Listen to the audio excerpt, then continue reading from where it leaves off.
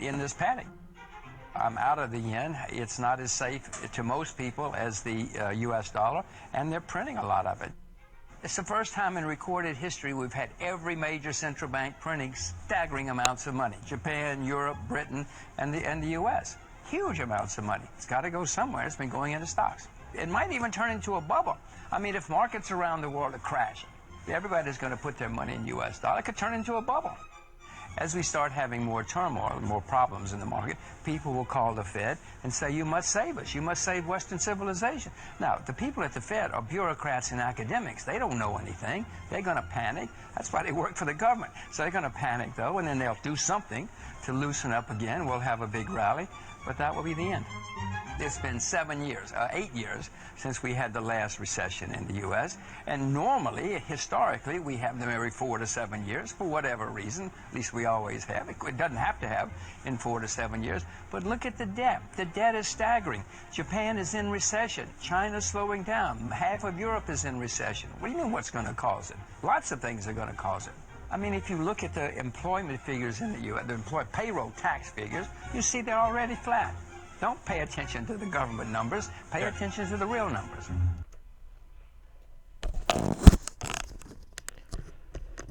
Shalom. First and foremost, I want to give all praise and glory to Yahweh, Bahashim Yahushai. Double honor to the apostles of Great Millstone. And salutation to the Yakim out there pushing this truth and sincerity throughout the four corners of the earth. I'm Brother Samak from the GMS Miami camp. And what you just seen here is top economist Jim Rogers pretty much saying that the cash of all these nations, okay, these currencies are going to crash. Okay, there's a bubble happening, and you have a lot of all these other nations are in a recession, man, and all they keep doing is printing money and flooding into the stock market to prop it up, to give it an illusion, which, if you know anything about basic economics, you print money and push it into the economy, all that's doing is creating a bubble, man. All right, because it's an illusion of wealth. So I'm going to get to an article that came out today. This same guy, Jim Rogers, because he pretty much is saying, you know, the handwriting's on the wall. This is RT News. Big Brother is watching. Jim Rogers prophesies death of cash and total government control of spending. Okay, and goes on and says, the time will come when you won't be able to buy a cup of coffee without being traced, warns investment guru Jim Rogers. Jim Rogers, the guy who just spoke on the video, if you don't know, all right, if you haven't paying attention. To control people, governments will increasingly seek to hunt down cash spending, he adds. That's right. See, on one end, you have these central banks, like Jim Rogers is saying, they're just flooding the market, right, to prop up these markets. But on the other hand, the government is doing whatever they can to limit the peons from using cash, to use credit cards, debit, okay, the RFID chip, okay, Bitcoin, all right, because they want to get rid of the dollars. So this has all been designed, man. All right, this is systematically been designed to crash the dollar, to bring in that RFID chip. It says, to control people, governments will increasingly seek to hunt down cash spending, he adds. Quote, governments are always looking out for themselves first, and it's the same old thing that has been going on for hundreds of years. The Indians recently did the same thing.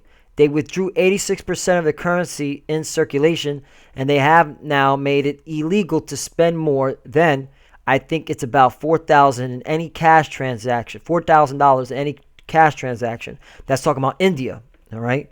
So don't get confused with Indians. He's talking about India, the country of India. In France, you cannot use more than, I think it's a 1,000, said Rogers in an interview with Marco Voices podcast.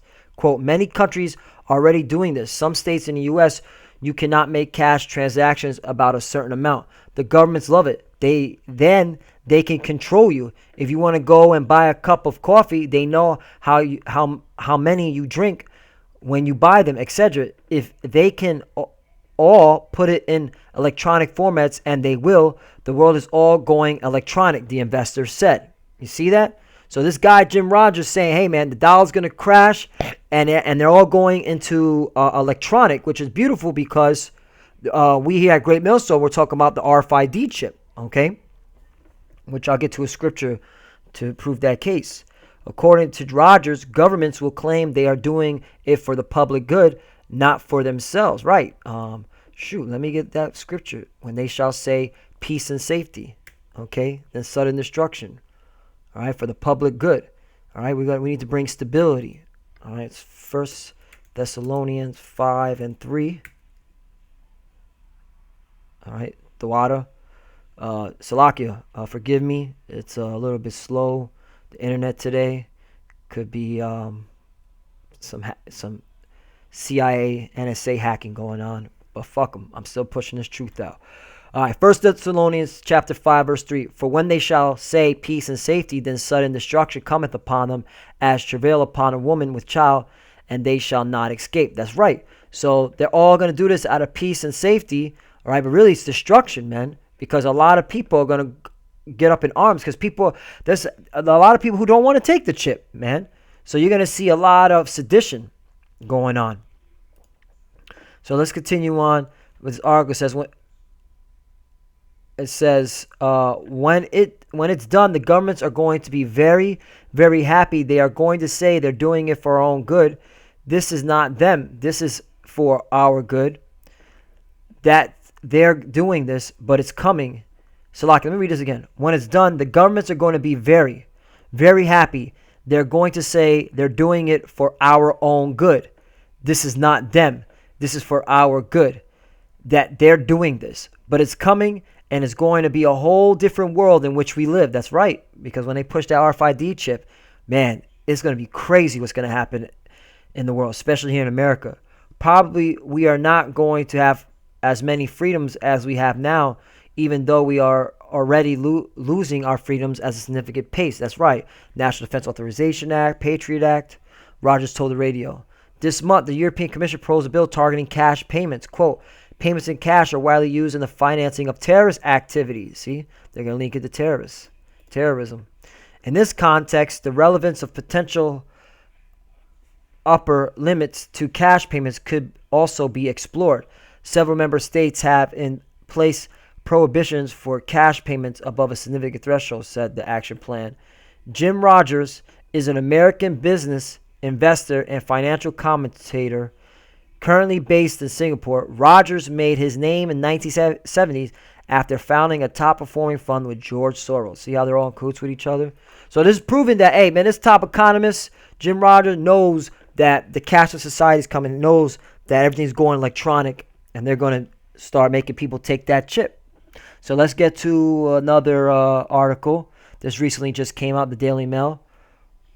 This came out February 8th of 2017.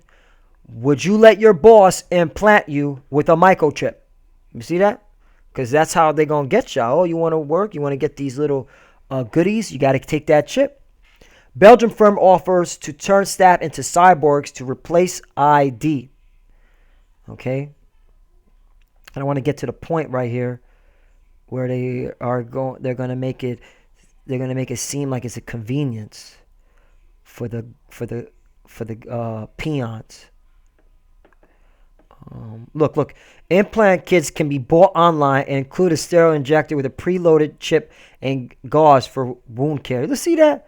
You can buy the chip online, but people talk about the mark of the beast saying here, like the RFID chip ain't the microchip. You're crazy. Let me continue going on. Yeah, here we go. Today, he says, Hans Sigebla, the chief disruption officer at the Swedish disruption officer at the Swedish biohacking group BioNY, which implanted the chips into epicenter workers, told the Times, we already interact with technology all the time. Today it's a bit messy. We need PIN codes and passwords. Wouldn't it be easy to just touch with your hand? We want to be able to understand that this technology before big corporates and big government come to us and say everyone should be chipped. The tax authority chip, the Google or Facebook chip. You see? We want to be able to understand this technology before big corporates and big government come to us and say everyone should get chipped. The tax authority chipped. The Google or Facebook chipped. You see? But yet you think Great Millstone are crazies, man. This is in a news article. They know this is going to happen. They know the corporations and the governments are going to make it mandatory that you must take this chip. So let's get to the scripture. All right? So you people that don't believe in this, man, you're the mind. You're going to be a sad person when this day comes, man. You're going to kill yourself. You're going to go crazy. There's the book of Revelation 13:16.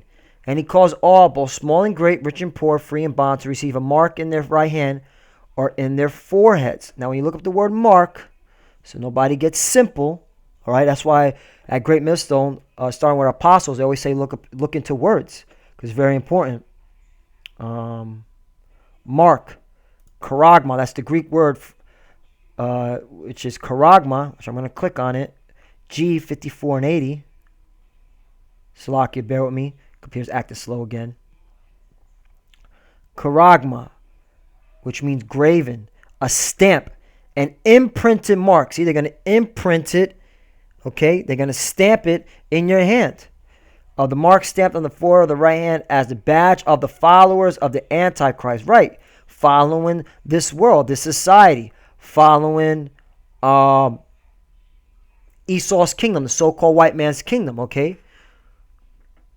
And that's what's going to lead you to your death. So let me read it again. Let me back out. Salaki, bear me. So,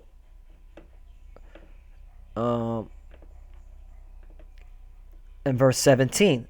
And that no man might buy or sell, save he that had the mark or the name of the beast or the number of his name. You see? That no man might buy or sell.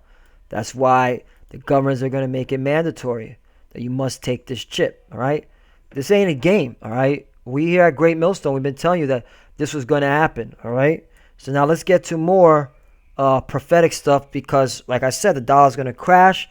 This is from the Huffington Post. This came out February 14, 2017. I'm going to read this whole article so you get an understanding of what the times we're living in. Hyperinflation in the U.S., a real or imagined threat. After seeing the latest string of events unfold right before our eyes, many are openly pondering whether we may see hyperinflation hit the U.S. shores. But rather than ponder Trump's latest executive orders or over-the-top pronouncements, let us first look at what hyperinflation is and how it works. What is hyperinflation? Hyperinflation is simply inflation that has grown out of control. The phenomenon is brought about by several factors, although increased money supply is often the most likely culprit. Right, printing too much money in the economy, which there's only a certain amount of resources, okay, within the economy. So if you print too much money, that means it devalues the currency, okay, which makes your commodities go up in price because there's too many dollars chasing few resources. Basic economics. Indeed, when monetary supply goes unchecked, the price of basic goods goes up and the currency loses value. So in a nutshell, if the conditions are right, out of control inflation really can happen. Interestingly, there are many roads to rapid increases in prices. Let's take a look. Other causes of rapid inflation. War is one of the most common causes of inflation. Why is that? All right.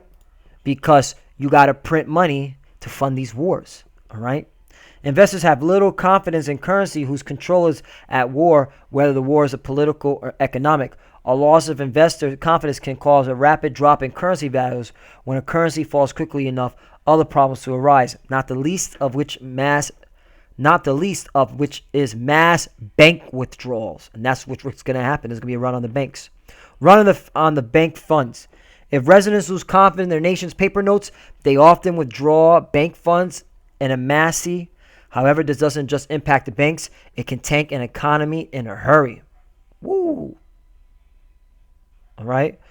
Furthermore, given that most banks only keep 5% of their total deposits on hand, if enough depositors request their funds at the same time, it wouldn't take long before a bank run out of cash. As As banks rushed to sell assets and call on loans held by members, panic would ensue, triggering more waves of bank withdrawals. The only way for banks to fulfill requests in such an event is to sell assets but far below market rates, and this affects both cash and asset value. That's right. Sell everything cheap. All right, sell your car, sell your house at cheap. That's what happened in '08, the housing bubble crisis. All right. Bank closures. Mass withdrawals eventually lead to bank closures. In the past, this has led to losses so large that anyone who wasn't quick enough to withdraw their savings lost everything. Indeed, a similar scenario played out during the Great Depression. And as we know from the bit of history, when banks suffer, the population experiences even greater turmoil. And that's what's coming to all these nations, mainly here in America, because America is built on illusion. All right. Travel throughout the U.S. grinds to a halt. Interstate travel is crucial for business. When travel stops for any reason, the business community is significantly affected. Firms that operate in different states may be forced to shut down, and since business is a key economic driver, the effects will be felt immediately. That's the reason why they're going to bring out this chip, man. There's got to be a countermeasure, all right? How the pressure in the U.S. could play out. If we were to experience an economic collapse, it would happen quickly. Indeed, financial meltdowns happen so quickly that most businesses, investors, and households scarcely have time to act. If ever the U.S. economy becomes so fragile that consumers decide their money is safer under the mattress than in the banks, get ready. Could happen in this matter. Rapid increase in gold prices. Rise in the prices of other precious metals. Food shortages.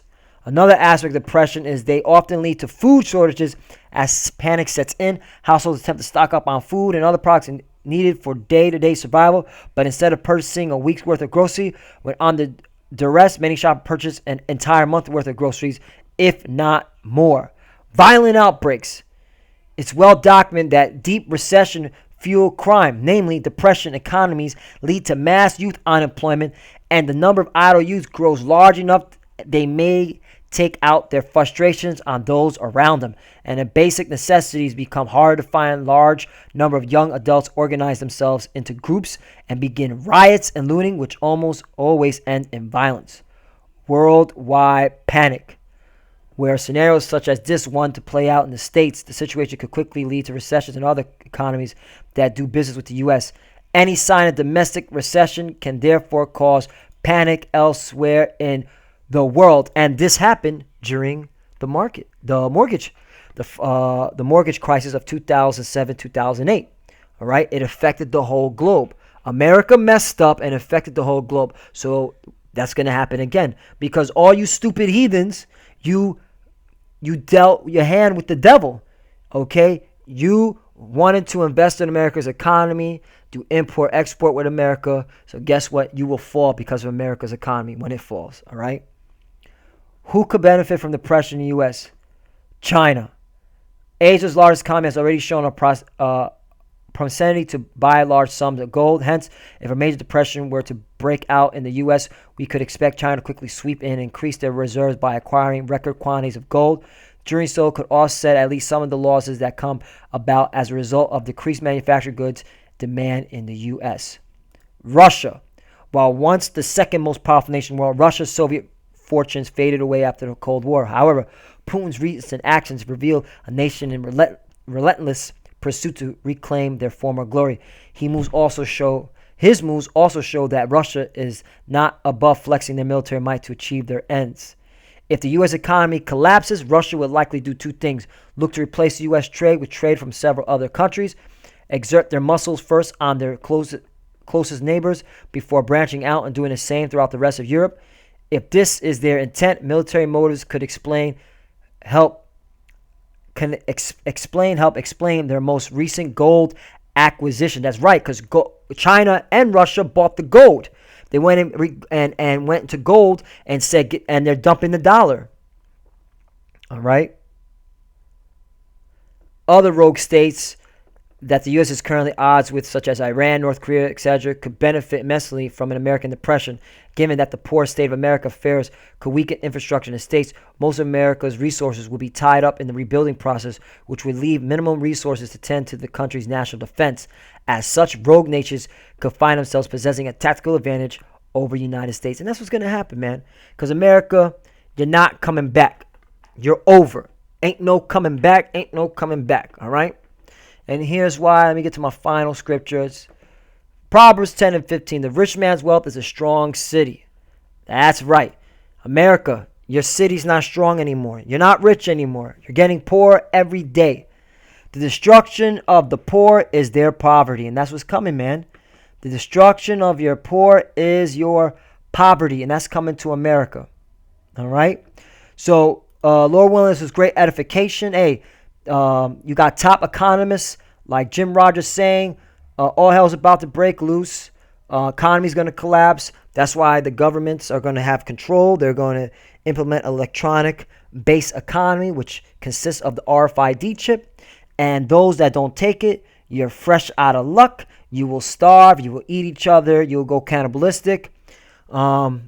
And if you do take it, you're still going to starve because they're still not going to have enough food to go around. All right, and it's going to be all hell breaking loose, man.